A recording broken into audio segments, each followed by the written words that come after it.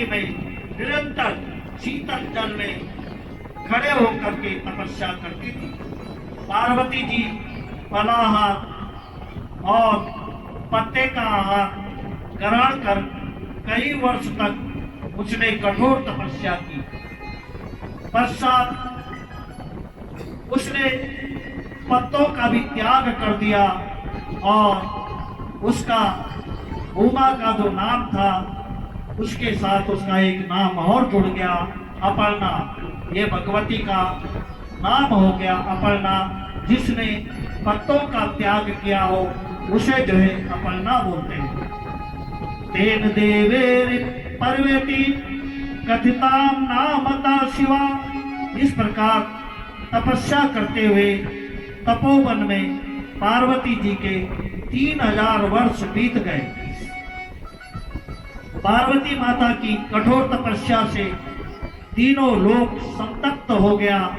सभी देवता शंकर की शरण में आ गए। देवताओं ने भगवान शंकर से विवाह के लिए प्रार्थना करी। भगवान शंकर विवाह का दोष गिनाने लगे और शिव जी बोले, हे हरे, हे विदे देवा, सुनतो दरतो खिला। संसार में बहुत प्रकार के कुसंग है, किंतु स्त्री संग सबसे बड़ा है।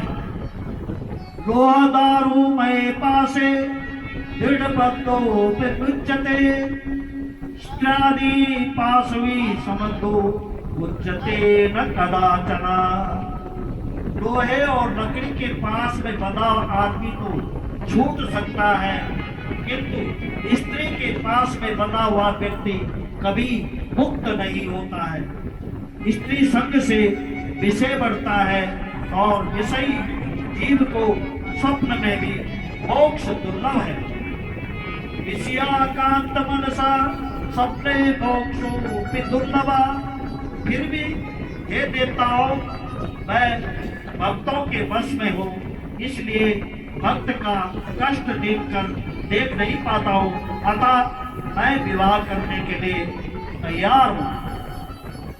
भगवान शंकर ने पार्वती जी की प्रेम परीक्षा लेने के लिए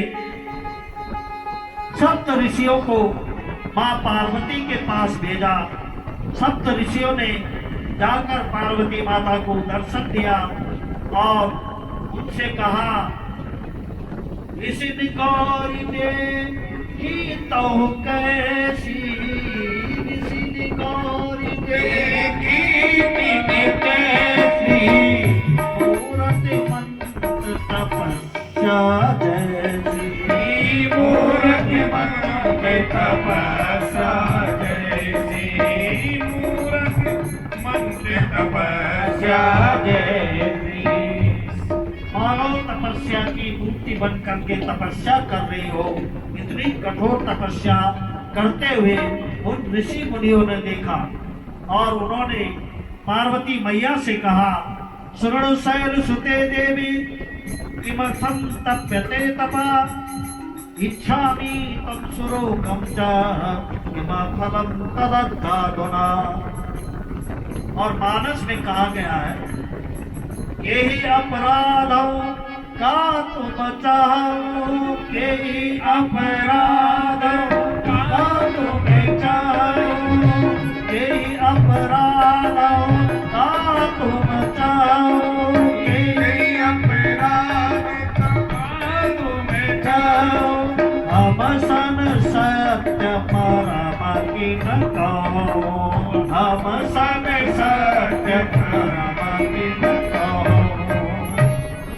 तो पार्वती बोली, हे मुनियों, आप हमारी जड़ता सुन करके हंसेंगे।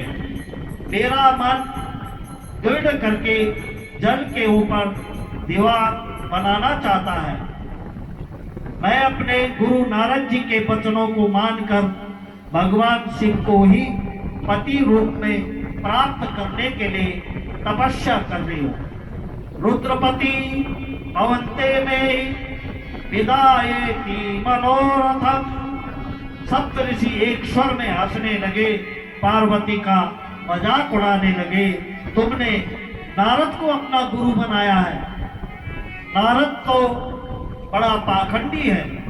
नारदा कोटवापी च परितम प्रथमतमा तस्य वार्ता क्षणतो हानि भवति सर्वथा। नारद तो मिथ्यावादी है, झूठा है। वो दूसरों को भुलावे में डालने वाले हैं। उनकी बात सुनने से कभी भला नहीं होता है, हानि ही होती है। उन्होंने दक्ष पुत्रों को ऐसा उपदेश दिया कि वे बेचारे दोबारा घर का मुख भी नहीं देख सके।